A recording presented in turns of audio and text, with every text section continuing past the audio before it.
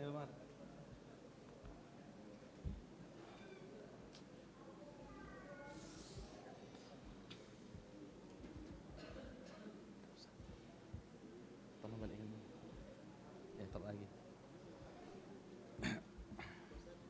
lagi tolong.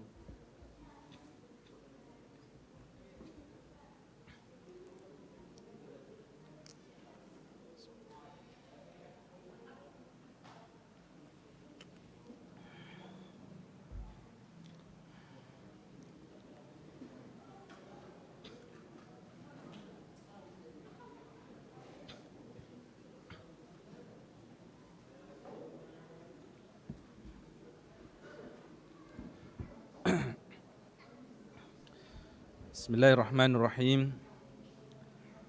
Assalamualaikum warahmatullahi wabarakatuh. Innal hamdalillahi nahmaduhu wa nasta'inu wa nastaghfiruh wa na'udzu billahi min shururi anfusina wa sayyiati a'malina. Man yahdihillahu fala mudilla lahu wa man yudlil fala hadiya lahu. Asyhadu an la ilaha illallah wahdahu la syarika lah wa asyhadu anna Muhammadan abduhu wa rasuluh. Ya ayyuhalladzina amanu taqullaha haqqa tuqatih wa la tamutunna illa wa antum muslimun. Ya ayyuhalladzina amanu taqullaha wa qulu qawlan sadida yuslih lakum a'malakum wa yaghfir lakum dhunubakum wa man yuti'illaha wa rasulahu faqad faza fawzan 'azima. Amma ba'd, fa inna asdaqal hadithi kitabullah wa khul hadi Muhammadin sallallahu alaihi wasallam wa syarral umuri muhdatsatuha fa inna kulla muhdatsatin bid'ah wa kulla bid'atin dhalalah wa kulla dhalalatin finnar. Ma'asyiral muslimin wa talibati rahimakumullah, kita lanjutkan pembahasan kita mengenai kitab Qathul Janadani fi syarhi muqaddimah risalah Ibnu Abi Zaid Al-Qayrawani, dan kita sampai kepada pembahasan perkataan dari Ibnu Abi Zaid Al-Qayrawani, yaitu dia mengatakan yu'tabarul mutafakkiruna fi ayatihi, bahwasanya orang-orang yang suka memikirkan tentang alam ini, mereka hanya bisa memikirkan ayat-ayat atau tanda-tanda kekuasaan Allah Subhanahu wa taala. Ya. Mereka bisa memikirkan tentang ayat-ayat Allah, tidak bisa memikirkan tentang bagaimananya Allah Subhanahu wa taala. Wa ayatullahi naw'an. Ayat-ayat Allah itu ada dua macam. Ayat-ayat Allah ada dua macam atau memiliki dua macam. Ayatun syar'iyyatun wa ayatun kauniyatun. Ayat-ayat Allah yang sifatnya syar'iyyah dan ayat-ayat Allah yang sifatnya adalah kauniyah. Apa ayat-ayat syar'iyyah dan kauniyah? Disebutkan fal ayatu syar'iyyatu hiya allati ishtamala 'alaiha al-Qur'anul Karim. Adapun ayat-ayat syar'iyyah ini adalah ayat-ayat yang ada di dalam Al-Qur'an. Artinya Allah Subhanahu wa taala menyebutkan kebesaran-kebesarannya sesuai ya di dalam Al-Qur'an. Allah menyebutkan dalam Al-Qur'an kebesaran Allah Subhanahu wa taala, ketinggian Allah Subhanahu wa taala, keluasan ilmunya Allah Subhanahu wa taala. Bisa diketahui dari mana? Dari ayat-ayat Allah, dari ayat Al-Qur'an. Kita baca Al-Qur'an dan kita fahami dan kita tahu bahwasanya Allah Subhanahu wa taala itu memiliki kebesaran, memiliki keagungan, Maha mendengar, Maha melihat, Maha mengilmui segala sesuatu. Ya. Kemudian yang kedua, wal ayatul kauniyatu ayatuhu fi khalqihi. Adapun ayat-ayat kauniyah adalah ayat-ayat yang sifatnya adalah ciptaan Allah Subhanahu wa taala. Ayat-ayat yang sifatnya adalah ciptaan Allah Subhanahu wa taala. Segala sesuatu itu adalah tanda-tanda kekuasaan Allah Subhanahu wa taala. Adanya alam ini adalah bukti adanya Allah Subhanahu wa taala. Adanya susunan alam yang rapi ini adalah bukti bahwasanya Allah Maha mengetahui segala sesuatu. Allah Maha besar. Allahu Allahu ala kulli syai'in qadir. Allah Subhanahu wa taala Maha mampu atas segala sesuatu. Oleh karenanya Allah Subhanahu wa taala berfirman dalam Al-Qur'an, "Wa fi anfusikum afala tubsirun." Dan di dalam jiwa-jiwa kalian itu ada tanda-tanda kebesaran Allah Subhanahu wa taala. Afala tubsirun. Apakah kalian tidak menyaksikan? Ya. Kalau kita lihat ya, di dalam tubuh kita sendiri ada berapa sel? Ada berapa saraf? Kenapa kepala itu ada di atas? Bukan di bawah. Kenapa mata itu ada di depan? Bukan di samping kanan dan kiri. Ya. Kenapa hidung itu lubangnya ada di bawah, bukan ada di atas?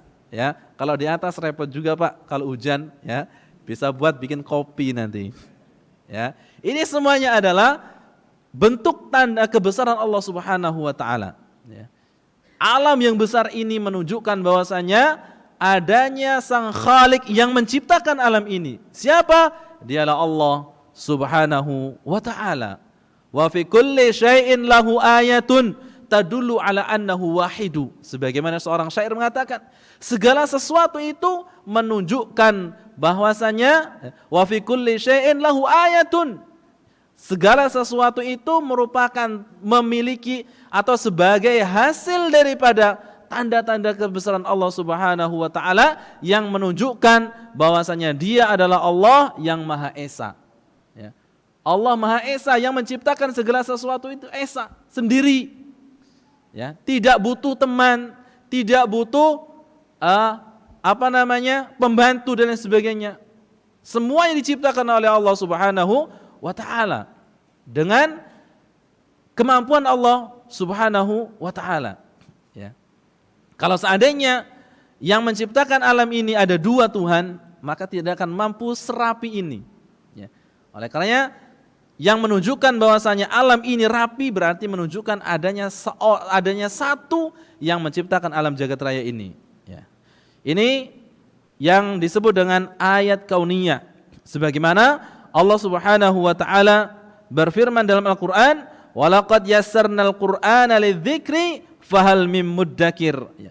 Sungguh telah kami mudahkan Al-Qur'an sebagai peringatan, apakah di antara manusia ada yang dapat mengambil pelajaran? Ini yang berhubungan dengan ayat asy-syar'iyyah.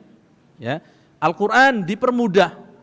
Gaya bahasanya jelas, ya. Bahasa Arab yang jelas. Kalau orang-orang itu mengerti tentang bahasa Arab, maka dia akan tahu bahwasanya kedudukan dan keagungan Allah Subhanahu wa taala. Ya. Kita tahu kalau walaupun dia bukan orang mukmin, tapi kalau dia tahu bahasa Arab, maka dia akan tahu bahwasanya betapa indahnya susunan bahasa Arab dan betapa indahnya susunan Al-Qur'an. Ya. Ada seorang ya, atau kita contohkan sebagaimana pertemuan-pertemuan yang lalu, ketika Nabi Muhammad SAW sholat di depan Ka'bah di kota Mekah, sebelum beliau hijrah ke Madinah, beliau sholat di depan Ka'bah dan membaca surat An-Najm. Ya. Ketika di akhir surat An-Najm itu Allah Subhanahu wa taala memerintahkan untuk sujud. Ya. Untuk sujud, maka Nabi Muhammad SAW sujud. Dan pada saat itu orang-orang ya tokoh-tokoh kafir Quraisy mereka menyaksikan salatnya Nabi SAW dan mendengarkan bacaan Al-Qur'an Nabi Muhammad SAW surah An-Najm, sehingga ketika mereka mendengarkan Al-Qur'an itu hati mereka tidak mampu menahan untuk mengikuti perintah Allah untuk sujud. Akhirnya di antara mereka banyak yang sujud kecuali satu orang, ya. Siapa dia? Abu Jahal. Ya. Abu Jahal tidak mau sujud dia. Cuma dia ngambil batu. Tahu kalau itu perintah Allah Subhanahu wa taala, dia ngambil batu, letakkan di keningnya, cukuplah saya melakukan sujud seperti ini. Padahal dia meyakini, hatinya meyakini, tapi karena kesombongannya dia tidak mau bersujud kepada Allah Subhanahu wa taala.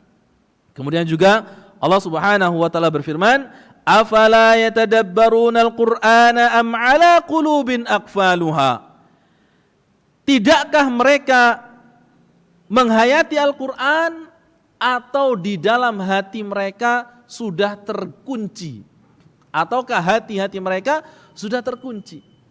Ini Allah Subhanahu wa taala menggambarkan tentang orang-orang yang tidak mau menjadikan Al-Qur'an sebagai sesuatu yang dijadikan sebagai petunjuk. Ya. Al-Qur'an dijadikan oleh Allah Subhanahu wa taala, ya. Kalau dia memanfaatkan Al-Qur'an itu, ya sebagaimana pertemuan yang kemarin kita sebutkan, orang yang bahwasanya Al-Qur'an itu adalah kitab hidayah. Al-Qur'anu kitabu hidayatin. Kalau dia mau memanfaatkannya, di antara orang yang memanfaatkan Al-Qur'an sebagai kitab hidayah, dia harus membacanya, ya. Kalau Al-Qur'an adalah kitab hidayah, tapi kalau tidak dibaca ya tidak jadi hidayah. Kemudian setelah itu dia menghayati, tahu maknanya dan menghayatinya.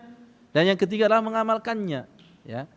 Membaca, menghayati atau mentadaburi dan mengamalkan isi kandungan dalam Al-Qur'an. Itu orang-orang yang sudah menjadikan Al-Qur'an sebagai kitab hidayah. Tapi kalau hanya masih sekedar tempat pajangan saja, ya, di dalam lemari, maka tidak menjadi sebuah hidayah. Oleh karenanya Allah mengatakan, afala yatadabbarunal Qur'an. Apakah mereka tidak mau mengambil intisari, mengambil ibrah, mengambil pembelajaran dari Al-Qur'an, ataukah di dalam hatinya memang sudah terkunci? Kalau orang sudah terkunci dalam hatinya, maka tidak akan mampu mendapatkan hidayah Allah Subhanahu wa taala. Walaupun baca Quran terus, tapi tidak tahu artinya dan tidak menghayatinya, ya, maka tidak bermanfaat untuknya.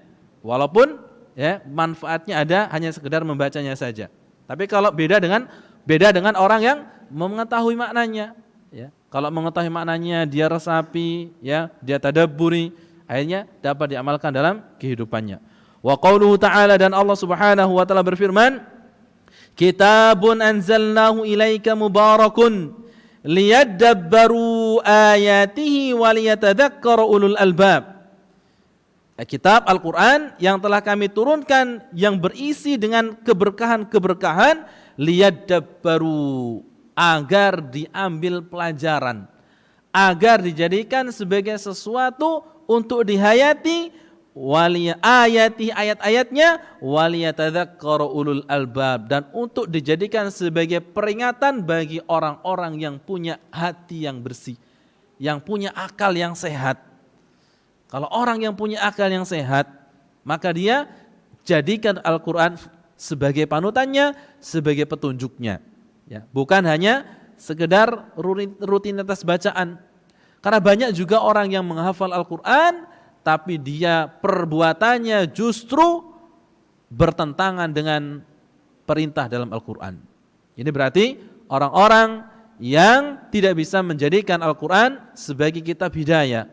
Begitu juga seperti santri para penghafal Al-Quran. Dia membaca Al-Quran setiap hari, dia menghafalkan Al-Quran setiap hari. Akan tetapi kalau perbuatannya tidak sama dengan yang dia baca, maka sungguh itu akan menjadi malapetaka baginya, karena dia akan menjadi bumerang untuknya. Bukan menjadi sebab hidayah, tapi akan menjadi bumerang. Sebagaimana Nabi SAW mengatakan, Al-Qur'anu hujjatun laka au alaika. Al-Quran itu akan bermanfaat bagimu atau justru nanti akan menjadi bumerang atasmu. Wa yadullu li'tibari bil ayatil kauniyati qaulullah azza wa jalla, dan yang menunjukkan tentang ayat-ayat kauniyah Allah Subhanahu wa taala, di antaranya adalah Allah Subhanahu wa taala berfirman, inna fi khalqis samawati wal ardi wa ikhtilafil laili wan nahari laayatin liulil albab الذين يذكرون الله قياما وقعودا وعلى جنوبهم ويتفكرون في خلق السماوات والأرض ربنا ما خلقت هذا باطلا سبحانك فقنا عذاب النار. Sesungguhnya di dalam penciptaan langit dan bumi, pergantian malam dan siang, laayatil liulil albab, ada tanda-tanda bagi orang-orang yang memiliki akal yang sehat. Ya, penciptaan langit dan bumi, kemudian pergantian malam dan siang, ini ada tanda-tanda kebesaran Allah Subhanahu wa taala. Tapi untuk orang-orang yang bisa mengambil pelajaran, ya, orang-orang yang bisa mengambil pelajaran ini adalah orang-orang yang benar dalam menjadikan Al-Quran sebagai hidayah. Alladzina yadhkurunallah. Siapakah orang-orang yang termasuk sebagai orang-orang yang berakal sehat? Ya, orang-orang yang dikategorikan berakal sehat di antaranya adalah alladzina yadhkurunallaha qiyaman wa qu'uda. Orang-orang yang senantiasa berzikir kepada Allah Subhanahu wa taala baik dalam posisi berdiri, wa qu'udan duduk, wa ala junubihim dan dalam kondisi berbaring, wa yatafakkaruna fi khalqis samawati wal ard dan mereka senantiasa memikirkan tentang penciptaan langit dan bumi seraya mengatakan Rabbana ma khalaqta hadza batila. Ya Rabb kami, ya Allah, sesungguhnya engkau ciptakan alam semesta ini bukan karena sesuatu yang sia-sia. Ya. Kita harus meyakini bahwasanya Allah Subhanahu wa taala menciptakan alam jagat raya ini dengan keindahannya, dengan susunan yang rapihnya, dengan kesemuanya yang jelas, gamblang. Ini bukan sesuatu yang sia-sia, ini bukan sesuatu yang kebetulan. Tapi di balik itu semuanya Allah Subhanahu wa taala memiliki sesuatu yang utama, sesuatu yang tujuan utama Allah menciptakan alam jagat raya ini, sebagaimana Allah Subhanahu wa taala berfirman, "Wa ma khalaqtul jinna wal insa illa liya'budun." Dan tidaklah aku ciptakan jin dan manusia melainkan untuk beribadah kepadaku. Subhanaka faqina adzabannar. Maha suci Engkau ya Allah, lindungilah kami dari adab neraka. Tahri bima yanfa'un nas. Wa ma anzalallahu minas sama'i min ma'in fa ahya bihil arda ba'da mautiha. وبث فيها من كل دابة وتصريف الرياح والسحاب المسخر بين السماء والأرض لآيات لقوم يعقلون. Allah Subhanahu wa taala berfirman, sesungguhnya pada penciptaan langit dan bumi, pergantian malam dan siang, kapal-kapal yang berlayar di laut dengan muatan yang bermanfaat bagi manusia, apa yang diturunkan Allah dari langit berupa air, lalu dengan itu Allah hidupkan bumi setelah mati dan kering, dan Dia tebarkan di dalamnya bermacam-macam binatang dan perkisaran angin dan awan yang dikendalikan antara langit dan bumi. Semua itu sungguh merupakan tanda-tanda kebesaran Allah bagi orang-orang yang mengerti. Bagaimana Allah Subhanahu wa taala sebutkan makhluk-makhluk Allah, makhluknya di dalam ayat ini. Inna fi khalqis samawati wal ard, sesungguhnya di dalam penciptaan langit dan bumi, pergantian malam dan siang, kapal-kapal yang berlayar, yang membawa sesuatu yang bermanfaat untuk manusia, dan apa yang diturunkan oleh Allah dari langit berupa air. Allah menurunkan air, dan air itu adalah sumber kehidupan manusia. Tanpa air manusia akan kerontang. Dan tanpa adanya air, bumi akan kering, tandus dan tidak memiliki manfaat. Sehingga Nabi SAW menyebutkan dalam sebuah hadisnya, "Mathalu ma ba'athani Allahu kamathali ghaithin." Permisalan Allah menurunkan aku kepada manusia sebagaimana hujan yang mengguyuri tanah-tanah. Ada tanah yang bisa mengambil manfaat sehingga tanah tersebut mengambil air dan menumbuhkan pepohonan dan rerumputan. Ada jenis tanah yang dia itu bisa mengambil air tapi tidak meresap ke dalamnya, tapi dia bisa bermanfaat untuk orang lain. Dan ada jenis tanah yang air itu meresap akan tetapi tidak memberikan manfaat kepada tanah itu, tapi tanah itu masih tetap kering kerontang. Ini jenis manusia yang bisa mengambil pelajaran, yang bisa mengambil apa yang disampaikan oleh Nabi SAW. Allah Subhanahu wa taala membuat permisalan tentang diturunkannya Nabi Muhammad SAW sebagaimana hujan. Ini Allah jelaskan di dalam ayat surah Al-Baqarah ayat ke-164 tentang kekuasaan Allah Subhanahu wa taala. Begitu juga Allah Subhanahu wa taala berfirman dalam surah Ar-Rum dari ayat 20 sampai 25. Dari surah Ar-Rum ayat 20 dan 25,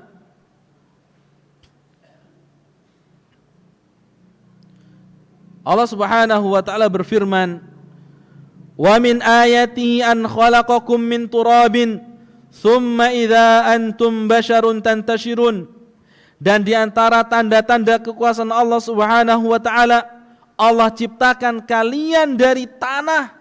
Thumma idza antum basyarun tantashirun. Kemudian ketika kalian sudah menjadi manusia, maka kalian akan berkembang biak. Ya, manusia diciptakan dari tanah. Tanah yang seperti apa? Tanah yang ada di sekitar kita. Itulah muasalnya manusia. Dari tanah dan akan kembali lagi ke tanah. Ya, tapi proses penciptaan manusia itu merupakan tanda-tanda kebesaran Allah Subhanahu wa taala. Wa min ayatihi an khalaqalakum min anfusikum azwaja litaskunu ilaiha wa ja'ala bainakum mawaddatan wa rahmah. Inna fi dzalika laayatin liqaumin yatafakkarun. Dan di antara tanda-tanda kebesaran Allah ialah Dia menciptakan pasangan-pasangan untukmu dari jenismu sendiri agar kamu cenderung dan merasa tentram kepadanya, dan Dia menjadikan di antaramu rasa kasih dan sayang. Sungguh pada yang demikian itu benar-benar terdapat tanda-tanda kebesaran Allah bagi orang-orang yang mau berfikir. Ya, dalam proses penjodohan manusia, penjodohan makhluk, manusia dengan manusia, binatang dengan binatang, jangan disalah kaprah, jangan salah dipahami. Ada manusia tapi senang dengan binatang, ya. Ada yang laki-laki senang dengan laki-laki, ada perempuan dengan perempuan.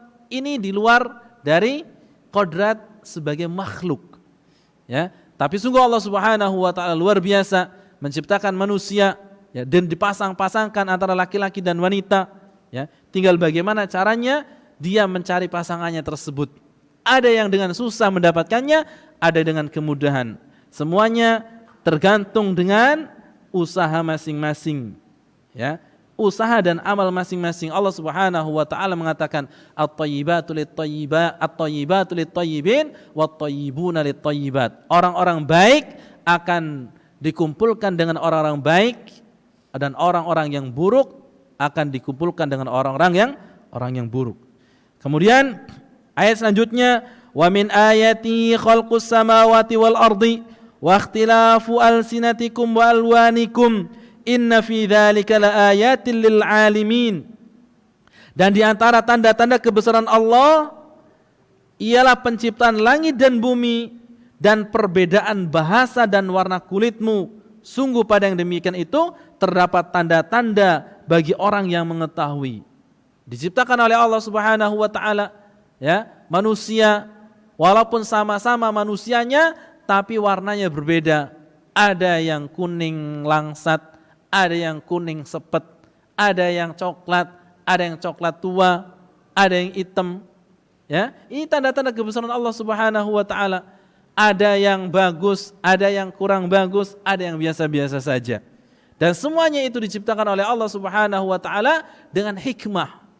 Ya, adanya yang besar, ada yang kecil, ya. Ada yang besar, ada yang kecil, ada manfaatnya juga. Yang kecil pun punya manfaat. Ya, yang kecil punya manfaat. Kalau mungkin, ya, disuruh gotong kayu, ya, yang kecil enaknya posisinya di tengah. Ya, yang kecil yang pendek, dia posisinya kalau ngangkat kayu panjang itu posisinya di tengah. Ngapain? Melok gantung dia. Ada manfaatnya. Saro juga yang tinggi-tinggi itu karena dia terasa berat sekali. Yang kecil dia megang baik. Ayo 1, 2, paling keras 1, 2, ya. Tapi tidak merasa capek dia. Ini manfaatnya. Yang hitam, ya, atau yang gelap lah, jangan yang hitam, ya. Yang gelap ada manfaatnya juga. Kalau ngumpet di malam hari kan susah ketemu, ya. Kalau ngumpet di malam hari susah ketemu, ya, karena sudah tersamarkan dengan gelapnya malam, ya. Yang putih ada manfaatnya juga tentunya, ya. Ya, semuanya ada manfaatnya dan semua ada hikmah dari Allah Subhanahu wa taala. Kita tinggal melaksanakan apa yang diciptakan oleh Allah Subhanahu wa taala untuk kita, ya. Jangan merasa minder. Ah, aku seperti ini diciptakan oleh Allah, sementara orang lain lebih bagus dariku, katanya. Ya. Padahal Allah Subhanahu wa taala ketika melihat kepada hambanya tidak melihat kepada bentuk dan rupanya. Semua itu ujian dari Allah Subhanahu wa taala.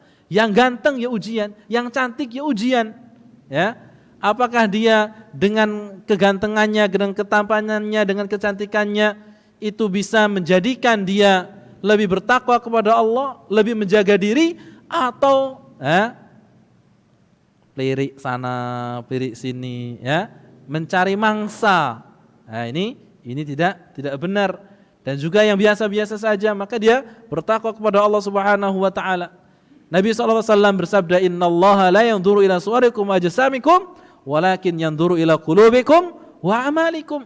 Sesungguhnya Allah Subhanahu wa taala tidak melihat kepada tampang-tampang dan fisik kalian, tapi Allah melihat kepada perbuatan kalian dan hati-hati kalian. Kita lihat bagaimana para sahabat Nabi SAW. Ada yang namanya Bilal bin Rabah. Siapa itu Bilal? Bagaimana fisiknya Bilal? Ya, Bilal adalah seorang budak yang dari Ethiopia, Afrika. Kulitnya hitam, ya, pesek, ikal, ya, pendek, tapi dia adalah orang yang disampaikan oleh Nabi SAW dijamin masuk surga oleh Allah Subhanahu wa taala. Ya. Yang lainnya Ammar bin Yasir, Khabbab bin Arad.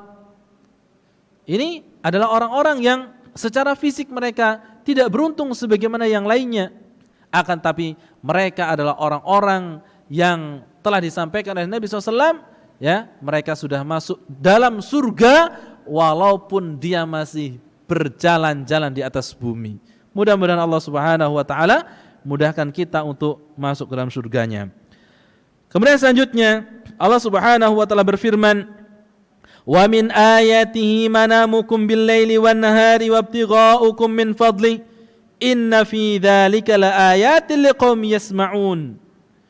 Dan di antara tanda-tanda kebesaran Allah ialah tidurmu pada waktu malam dan siang hari dan usahamu mencari sebagian dari karunia-Nya. Sungguh pada yang demikian itu benar-benar terdapat tanda-tanda kebesaran Allah bagi kaum yang mendengarkan. Ya, pergantian malam dan siang, kemudian kita tidur.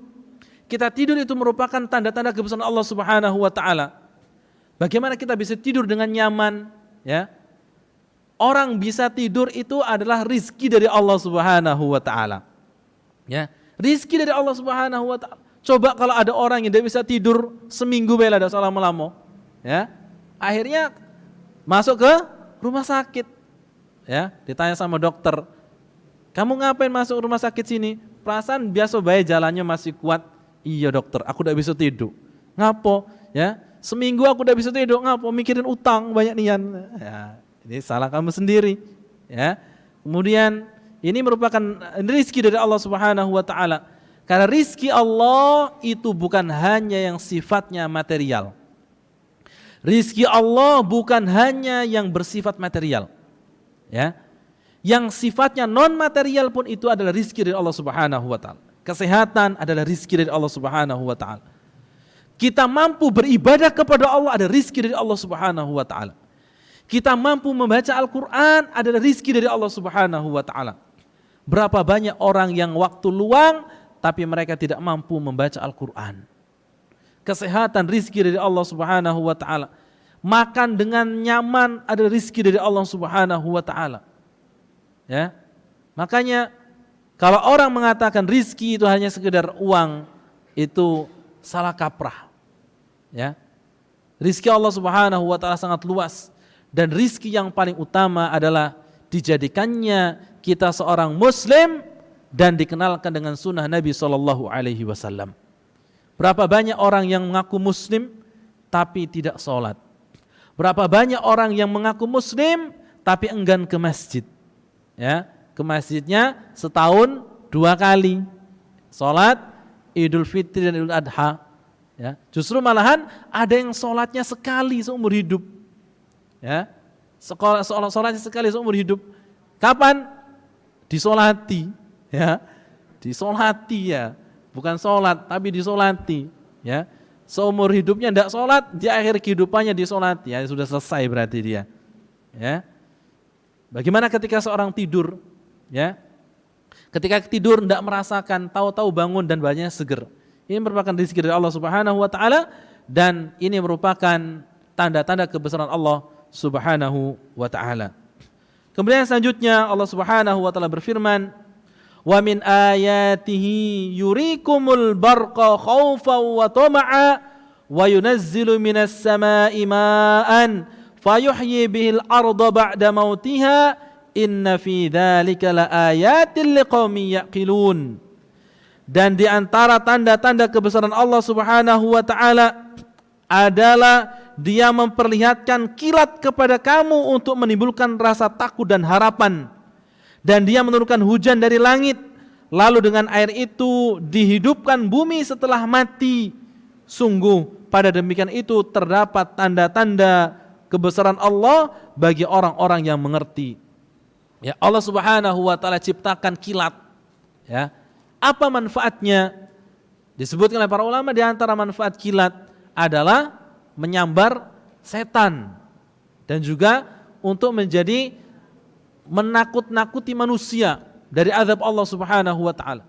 Coba ketika terjadi kilat apalagi besar, ya, maka siapa di antara kita yang tidak menyebut nama Allah Subhanahu wa taala? Astagfirullah ya Allah. Kalau kena kita, gosong itu, ya. Kena kilatan yang besar itu langsung gosong atau justru langsung hancur, ya. Ini kebesaran Allah Subhanahu wa taala. Pertanyaannya, kilat itu datang dari mana? Ya. Kilat itu berasal dari mana? Itu adalah ciptaan Allah Subhanahu wa taala, walaupun ada yang mengatakan dari gesekan benda-benda di angkasa, tapi yang jelas itu adalah makhluk Allah Subhanahu wa taala yang diciptakan untuk memberikan rasa takut kepada manusia dan agar manusia kembali kepada Allah Subhanahu wa taala. Kemudian ayat selanjutnya Allah Subhanahu wa taala berfirman, "Wa min ayatihi an taqumas samaa'u wal ardu bi amri, thumma idza da'akum da'watan minal ardi idza antum takhrujun." Allah Subhanahu wa taala berfirman, dan di antara tanda-tanda kebesaran Allah ialah berdirinya langit dan bumi dengan kehendaknya. Berdirinya langit dan bumi dengan kehendak Allah Subhanahu wa taala. Langit diciptakan oleh Allah tanpa tiang. Bumi diciptakan oleh Allah Subhanahu wa taala dengan garis peredarannya, dengan berputarnya. Dan itu kehendak Allah Subhanahu wa taala. Ya, itu kehendak Allah Subhanahu wa taala. Makanya bisa langit berdiri tanpa tiang. Kemudian bumi di bawah langit dan benda-benda dari langit tidak jatuh ke bumi, ya. Ini semuanya adalah tanda-tanda kebesaran Allah Subhanahu wa taala bagi orang-orang yang mau mengambil pelajaran itu semuanya.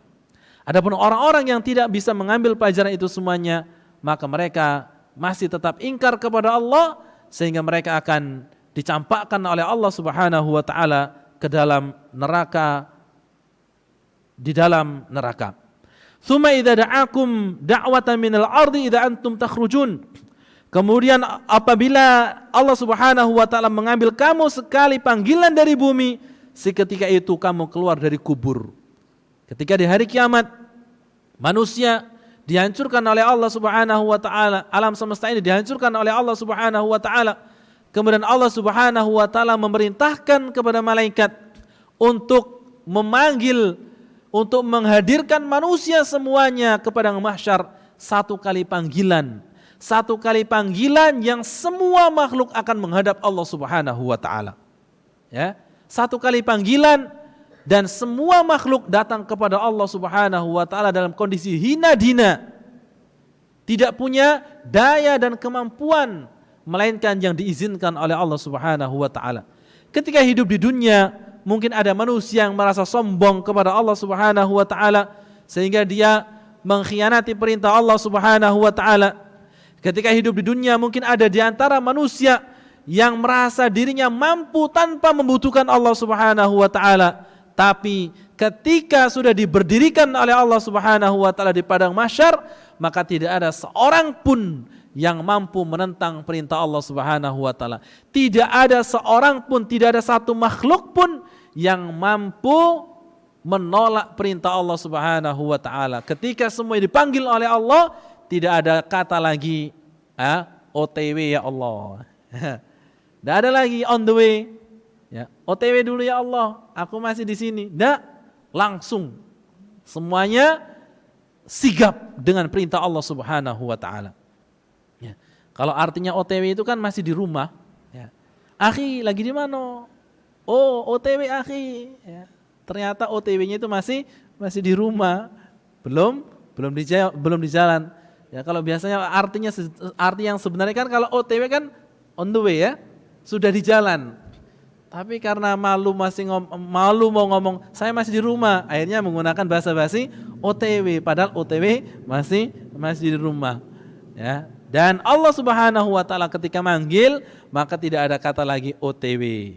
Langsung semuanya menghadap Allah Subhanahu wa taala, baik secara terpaksa ataupun secara kemauannya. Semuanya berangkat kepada Allah Subhanahu wa taala. Ini Allah sebutkan tentang tanda-tanda kuasanya dalam surah Ar-Rum ayat 21 sampai 25.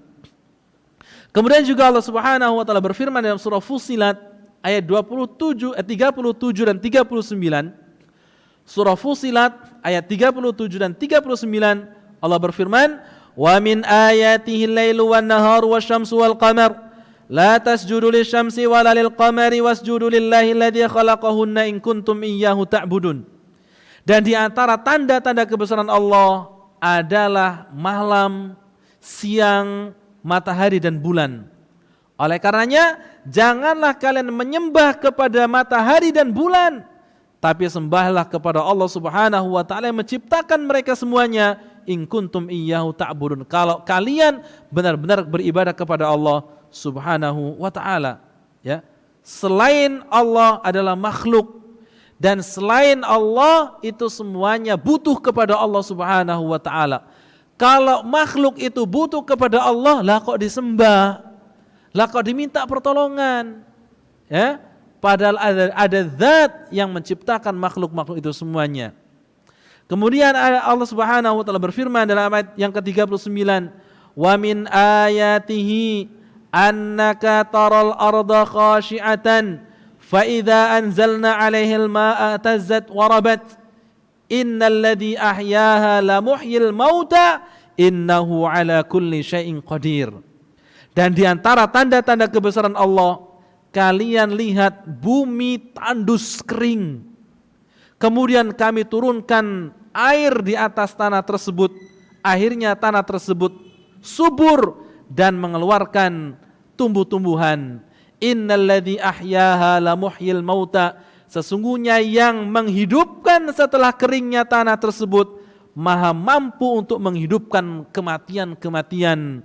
Innahu ala kulli syai'in qadir, sesungguhnya Allah Subhanahu wa taala maha mampu untuk melakukan segala sesuatu. Ya. Allah maha mampu untuk menciptakan segala sesuatu. Allah mampu untuk mengembalikan segala sesuatu. Kalau yang sebelumnya tidak ada kemudian mampu dijadikan ada, lantas bagaimana sesuatu yang sudah ada kemudian dijadikan ada kembali? Mudah bagi Allah Subhanahu wa taala. Kita dulunya tidak ada, diadakan oleh Allah Subhanahu wa taala. Mampu Allah melakukannya. Apalagi setelah ada kemudian hilang diadakan kembali, maka itu sangat mudah bagi Allah Subhanahu wa taala. Wa qauluhu, yani wa qawluhu wa la yatafakkaruna fi mahiyati dzatihi, dan tidak ada seorang pun yang mampu mengetahui bagaimananya hakikatnya zat Allah. Allah azza wa jalla bi dzatihi wa sifatihi al-khaliq.